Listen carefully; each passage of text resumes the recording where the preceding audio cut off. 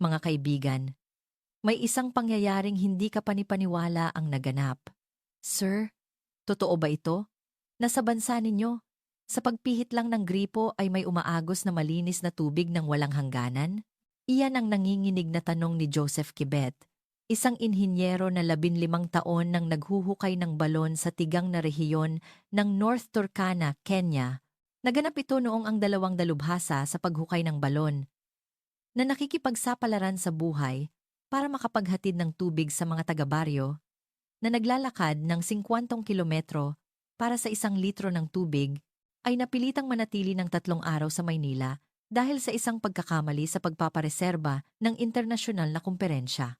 Alam ba ninyo ang nakagugulat na katotohanan? Ang mga taong nagtatrabaho sa isang malupit na kapaligiran kung saan nakasalalay ang buhay ng buong komunidad sa bawat patak ng tubig ay napahagulgol sa mga palikuran ng Pilipinas.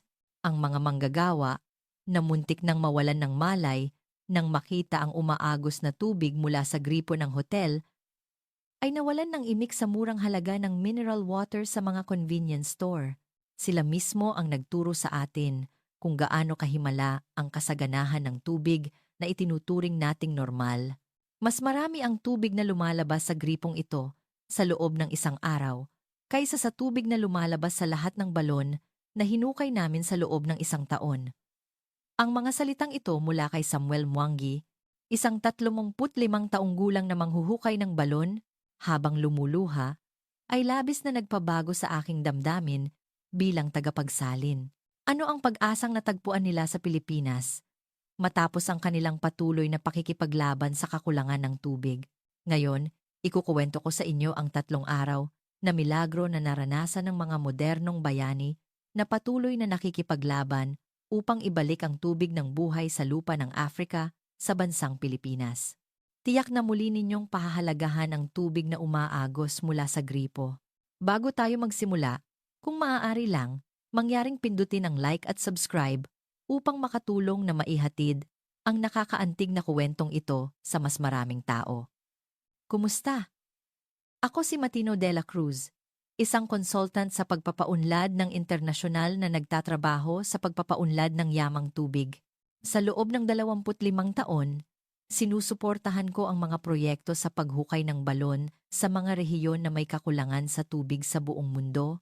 Ngunit ang 3 araw na naranasan ko sa Maynila noong Oktubre ng nakaraang taon ay ang pinakanakakaantig na pangyayari sa aking buhay.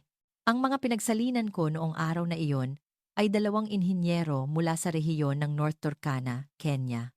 Sila ay nakatakdang direktang magtungo sa Geneva mula sa Nairobi upang dumalo sa International Conference on Africa Water Resource Development na inorganisa ng United Nations. Gayunpaman, dahil sa pagkakamali sa flight, napilitan silang dumaan sa Maynila at dahil sa pagkaantala ng connecting flight, na-stranded sila ng 3 araw. Ang rehiyon ng Turkana, kung saan nagtatrabaho ang mga inhinyero, ay isa sa mga rehiyon na may pinakamatinding kakulangan sa tubig sa mundo. Ang taunang pag-ulan ay nasa 100 mm lamang, mas mababa sa ika-8 bahagi ng pag-ulan sa Maynila. Ang pinakamalapit na mapagkukunan ng tubig ay 6 na oras na lakaran at karaniwan nang makikita ang mga babae at bata na nagdadala ng 10 litro ng tubig sa kanilang ulo. Si Joseph Kibet, ang team leader, ay nagtapos ng civil engineering sa Kenyatta University at naglingkod sa rehiyon na ito sa loob ng 15 taon bilang tagahukay ng balon. Nakahukay na siya ng mahigit 150 balon at nakapagbigay ng malinis na tubig sa mahigit 50,000 taga-baryo, ngunit dahil sa tagtuyot, bumababa ang level ng groundwater taon-taon kaya kailangan nilang maghukay ng mas malalim na balon. Si Samuel Mwangi, ang well master, ay gumagamit ng tradisyonal na teknik sa paghukay ng balon na minana niya sa kanyang ama. Sinasamahan ng modernong makinarya na nagpapahintulot sa kanyang makahanap ng tubig kahit sa mahihirap na kondisyon ng lupa. Ang mga hinukay niyang balon ay tinatawag na mga balon ng milagro na nagpapalabas ng malinaw na tubig kahit sa mga lugar na sinasabing walang tubig. Si Grace Wanjiro, ang water quality technician, ay isa sa iilang babaeng inhinyero sa Kenya. Siya ang may responsibilidad na suriin ang kaligtasan ng tubig, na nahukay at panatilihing malinis ang kalidad ng tubig para sa inumin ng mga taga-baryo. Ang kanyang misyon ay protektahan ang mga taga-baryo mula sa sakit na dulot ng maruming tubig. Karamihan sa mga inhinyero ay hindi pa nakakita ng tubig na umaagos mula sa gripo mula nang sila ay isinilang. Sa kanilang bayan, ang tubig ay kinukuha mula sa ilalim ng lupa o dinadala mula sa malayo. Inaabot ng ilang oras upang makakuha ng 1 litro ng tubig at ang tubig ay napakahalaga kaya't ginagamit lamang ito para sa inumin. Pagdating nila sa Naya sa gabi ng Oktubre, 20, una silang nabigla sa palikuran ng paliparan. Pagpihit ng gripo, biglang umagos ang tubig at ito ay malinaw at malinis. Nagtanong si Joseph, ang tubig bang ito ay talagang pwedeng inumin? Nang sagutin ko ng, Opo, ang tubig gripo sa Pilipinas ay kabilang sa pinakaligtas sa mundo, nagpakita siya ng hindi makapaniwalang ekspresyon. Sa aming baryo, pinakukuluan muna namin ang tubig kahit galing sa balon bago inumin. Pero ang tubig na ito, pwedeng inumin ng direkta, Daiso. Habang papunta sa hotel mula sa paliparan, pinanood ng mga inhinyero ang mga ilaw ng Maynila nang ipaliwanag ko na ang bawat ilaw ay kumakatawan sa isang bahay na may akses sa tubig at kuryente. Sila ay nawalan ng imik. Lahat ng mga nagliliwanag na gusaling iyan, may gripo? Tanong ni Samuel na nabigla. Oo, at malinis na tubig ang lumalabas sa bawat gripo, sagot ko, at bumalot ang matinding katahimikan sa loob ng bus. Ang unang matinding pagkabigla ay naganap nang dumating kami sa isang hotel sa Makati at inakay sa kani-kanilang kwarto. Nang pihitin ni Grace ang gripo sa washroom, lumuhod siya sa sahig nang makita ang malakas na agos ng tubig. Hindi ako makapaniwala. Napakaraming tubig ang lumalabas sa pagpihit lang ng gripo. Kinuha niya ang tubig gamit ang nanginginig na kamay at dahan-dahang ininom. Agad na umagos ang luha sa kanyang pisngi. Ang tubig na ito, napakatamis at napakasarap. Mas malinis pa sa tubig balon na sinisuri namin. Paano ito posible? Si Joseph naman, sa katabing kwarto, ay nakaranas din ng katulad na pagkabigla. Nabigla siya dahil hindi lang sa gripo ng banyo, kundi pati sa shower ay umaagos ang napakaraming mainit na tubig. Sa aming baryo, 1 beses lang sa 1 buwan ang ligo namin, punas-punas lang ng katawan gamit ang 1 timbang tubig. Pero dito, araw-araw, pwedeng maligo sa ganito karaming malinis na tubig. Nang baan na, noong gabing iyon, hindi halos makatulog ang mga inhinyero dahil sa sobrang kaba at tuwa. Tumawag sila sa kanilang mga pamilya sa bahay. Sabi ni Samuel, Nay, nasa isang bansa ako na hindi ka panipaniwala. Sa pagpihit lang ng gripo, mas malinis na tubig kaysa sa balon ang lumalabas at umaagos ng walang katapusan at may mainit na tubig pa. Sa kabilang linya, narinig ang boses ng kanyang ina na nag-aalala. Anak, nagkakalagnat ka ba? Huwag mo akong lokohin. Kinabukasan, maaga silang nagising upang muling suriin ang gripo. Gusto nilang tiyakin na hindi panaginip ang nangyari. Habang papunta sa restaurant para mag-almusal, muli silang nabigla sa isang maliit na decorative fountain sa lobby. Gumagamit sila ng tubig para lang sa palamuti. Napakagarang bagay. Bulalas ni Grace. Kinompyut ni Joseph. Ang 1 araw na tubig ng fountain na ito ay sapat na para sa 50 tao sa aming baryo sa loob ng 1 buwan. And nanagon, sa almusal, isa pang pagkabigla ang naghihintay. May yelo sa baso. Naglalagay kayo ng yelo sa inumin? Tanong ni David Eshier. Ang bata at malaking mata na inhinyero. Ipinaliwanag ko na karaniwan ang inuming may yelo sa Pilipinas, lalo na tuwing tag-init. Umiling sila. Sa aming bayan, napakagarang bagay ang yelo dahil sa kuryente at tubig na kailangan para rito. Pero dito, ilalagay lang sa inumin at hahayaang matunaw. 9. Pagkatapos ng almusal, bumisita kami sa isang water utility sa Maynila, isang espesyal na programa na inayos ng madalian dahil sa matinding interes ng mga inhinyero sa water system ng Pilipinas. Pagdating sa pumping station, nabigla sila sa laki ng pasilidad. Nawalan sila ng imik sa laki ng pasilidad na kumukuha ng milyon-milyong tonelada ng tubig araw-araw at ginagawa itong inuming tubig sa pamamagitan ng advanced water treatment. Hindi ka panipaniwala. Ginagawa ninyong inuming tubig ang tubig ilog ng direkta? Bulalas ni Samuel. Ikinumpara ni Grace, sa amin, ang mga ilog ay natutuyo ng lubusan sa tagtuyot, kahit sa tag-ulan, putik at hindi pwedeng inumin. Habang ipinapaliwanag ang proseso ng paglilinis, masigasig na nagsusulat ng notes ang mga inhinyero. Nagpakita sila ng malalim na interes lalo na sa multi-stage system at chlorination. Kung magagamit namin ang teknolohiyang ito sa aming bayan, gaano karaming tao ang maliligtas? Sinabi ni Joseph nang may pagkamangha, nang ipaliwanag ng isang utility staff na normal lang sa Pilipinas na ligtas na tubig ang lumalabas sa gripo ng bawat bahay. Isang inhinyero ang naiyak.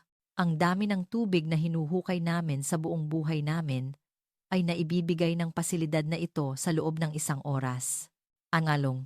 Pagkatapos, bumisita kami sa isang pampublikong paliguan, spa sa Maynila, na isang espesyal na kahilingan din. Gusto nilang maranasan ng personal ang pagligo ng mga Pilipino gamit ang napakaraming tubig. Pagdating sa isang tradisyonal na spa, paliguan, malugod kaming tinanggap ng isang matandang babae. Ipinaliwanag niya ng maingat ang paraan ng pagligo. Dahil bihira lang ang dayuhang bisita, nang hubarin nila ang kanilang damit sa dressing room, ang ekspresyon ng mga inhinyero ay parang humaharap sa isang banal na ritual. Para sa kanila, ito ang unang karanasan na maligo sa ganoong karaming tubig. Pagpasok sa paliguan, narinig ang pagkabigla mula sa mga inhinyero. Ang tanawin ng isang malaking tub na puno ng mainit na tubig at umuusok ay parang panaginip. Lahat ba ng ito ay tubig para lang sa paliligo? Tanong ni Samuel na nanginginig ang boses. Opo, araw-araw itong pinapalitan ng bagong tubig, sagot ko, at nawalan sila ng imik. Ang matinding damdamin ay naganap sa yugto pa lang ng paglilinis ng katawan. Ang napakaraming mainit na tubig na lumalabas sa shower ay nagdulot ng pag-agos ng luha sa mga inhinyero. Nakaupo si Joseph at umiyak. Panginoon, maari ba kaming magkaroon ng ganitong karangyaan? Ang mga tao sa aming baryo, pinupunasan lang ang katawan gamit ang isang basong tubig. Umiyak din si Grace at sinabi, ang mga babae sa aming bayan, naglalakad ng maraming oras araw-araw para sa tubig. Pero dito, sa pagpihit lang ng gripo, umaagos ang napakalinis na tubig ng walang katapusan.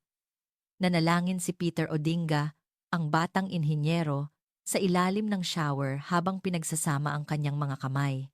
Mga ninuno, nasa langit na ba ako? Napapalibutan ng ganito kalinis at mainit na tubig. Mas matindi ang emosyon nang sumali sila sa mainit na tub. Nang lumubog sila sa mainit na tubig hanggang sa balikat, lahat sila ay napahagulgol. Hindi ka panipaniwala. Ang buong katawan ko ay nababalot ng mainit na tubig. Mayroon bang ganitong karangyaan? Sabi ni Samuel habang umiiyak. Sa aming baryo, nababasa lang kami ng ulan sa tag-ulan. Pero wala kaming mainit na tubig na ganito.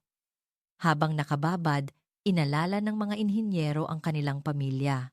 Gusto kong maranasan din ng asawa at mga anak ko ito balang araw, sabi ni Joseph habang nakatingin sa malayo. Masakit ang likod ng nanay ko araw-araw sa pagkuha ng tubig. Kung may mainit na tubig siyang ganito, gaano kagagaan ang pakiramdam niya, sabi ni Peter habang nakapikit. Isang matandang regular customer ang nagmalasakit at nakipag-usap sa mga inhinyero. Salamat sa inyong pagdating mula sa malayo. Mag-relax lang kayo. Ang mabait na salita ay lalo pang nagpaantig sa mga inhinyero. Ang mga Pilipino, itinuturing nilang normal ang karangyaan na ito, pero napakabait pa rin nila sa mga dayuhan tulad namin. Sabi ni Grace nang may pasasalamat. Matapos ang mahigit 1 oras na paliligo, ang mga inhinyero ay tila ipinanganak na muli. Hindi lang ang katawan namin, pati ang kaluluwa namin ay nilinis. Sabi ni Samuel nang may fresh na ekspresyon. Matapos maranasan ang ganitong karangyaan, ano ang dapat naming iuwi sa aming bayan? Tanong ni Joseph nang may seryosong ekspresyon. Nang umalis, nag-iwan ng paalala ang matandang babae.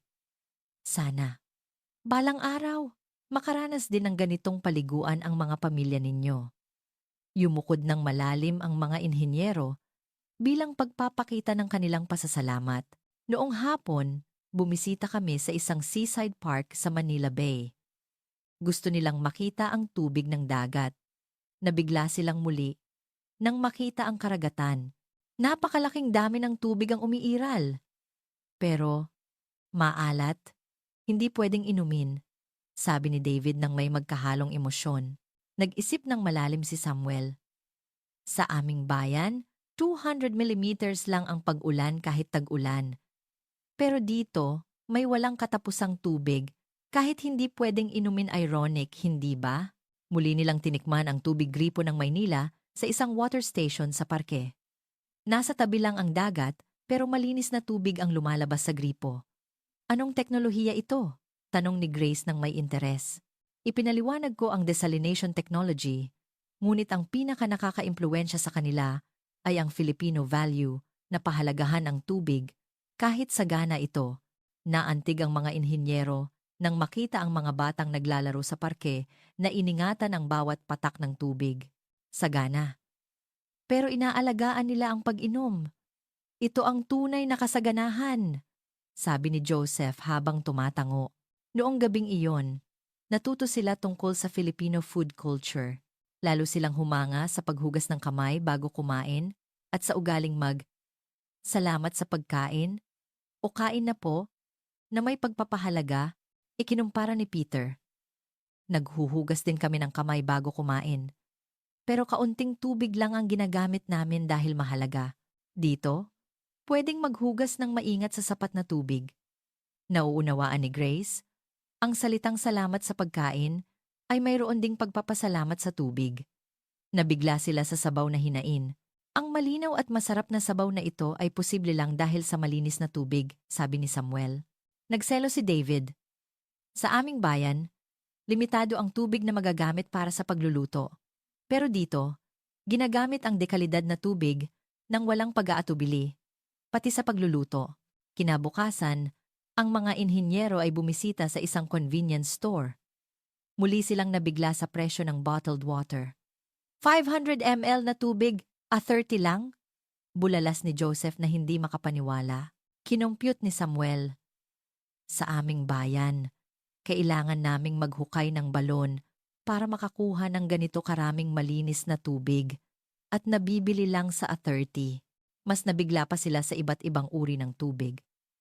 Purified, distilled, sparkling, flavored. Nag-isip ng malalim si Grace. May iba't ibang uri ng tubig? Kami. Nagpapasalamat kami kung may makuha lang kaming anumang tubig. Nang tanungin nila ang store staff tungkol sa pagkakaiba ng tubig gripo at bottled water, sumagot ito, parehong ligtas, pero marami ang pumipili ayon sa gusto. Pumipili? Ayon sa gusto? Mayroon bang ganitong karangyaan? Bulalas ni Peter.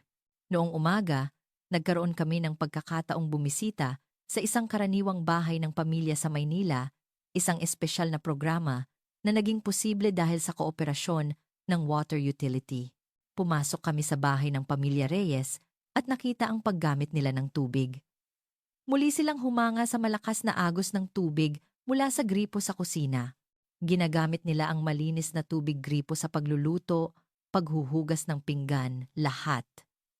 Naantig ang mga inhinyero nang makita ang nanay na naghuhugas ng gulay gamit ang tubig gripo.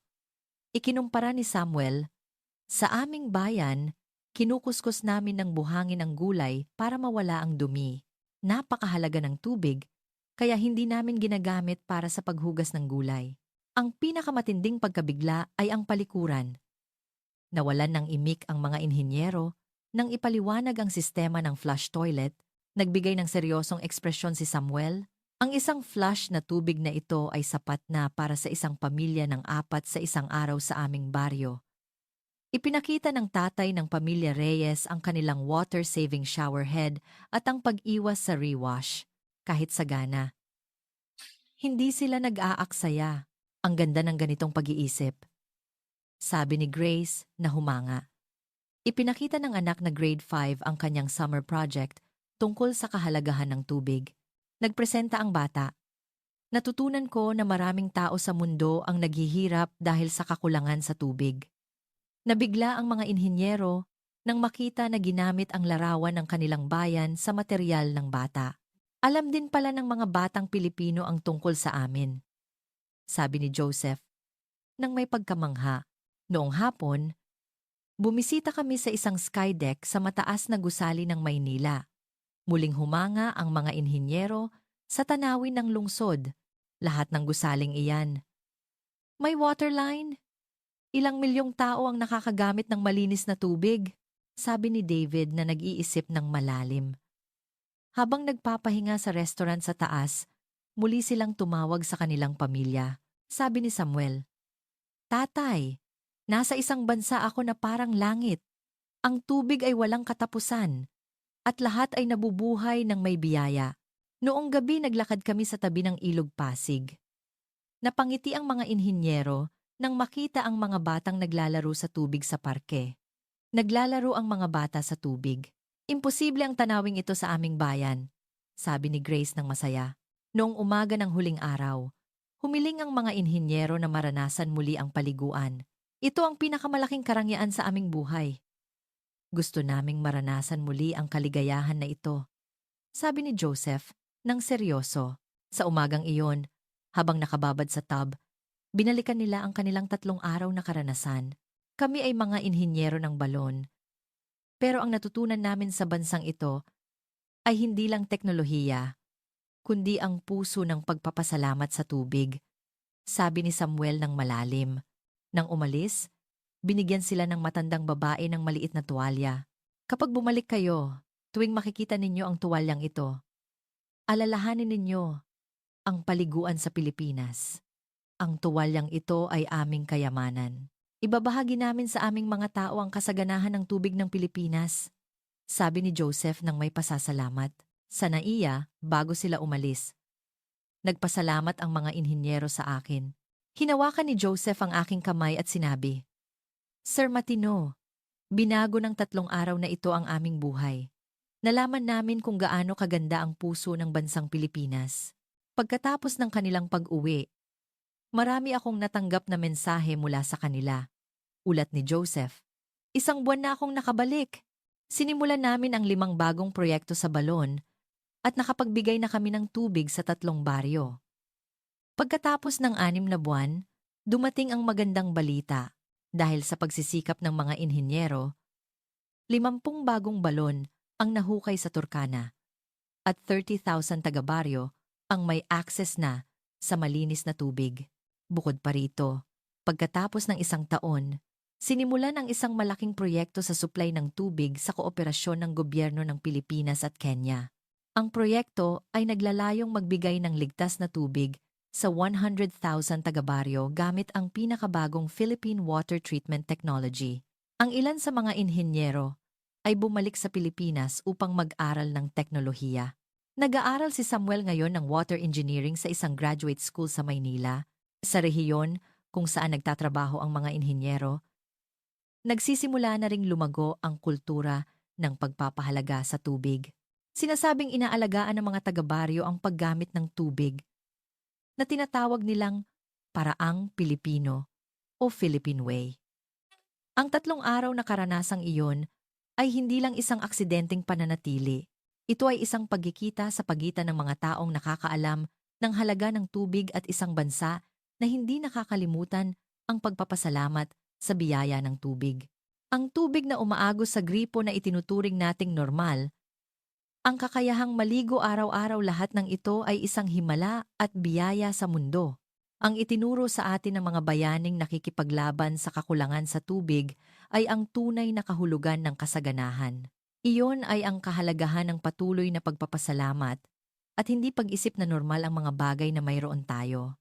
Sa pakikinig ninyo sa kuwentong ito, tiyak na makakaramdam kayo ng mas malalim na pagpapasalamat tuwing pipihitin ninyo ang gripo o maliligo ngayong gabi. Ang luha ng mga inhinyero na patuloy na lumilikha ng milagro sa disyerto ng tubig ay luha ng inspirasyon, at ang mga luhang iyon ay naging bagong pag-asa na nagbabago sa buhay ng maraming tao. Maraming salamat. Umaasa akong ang nakakaantig na kuwentong ito ay maging simula ng pagpapahalaga sa tubig at pagmamalasakit sa mundo.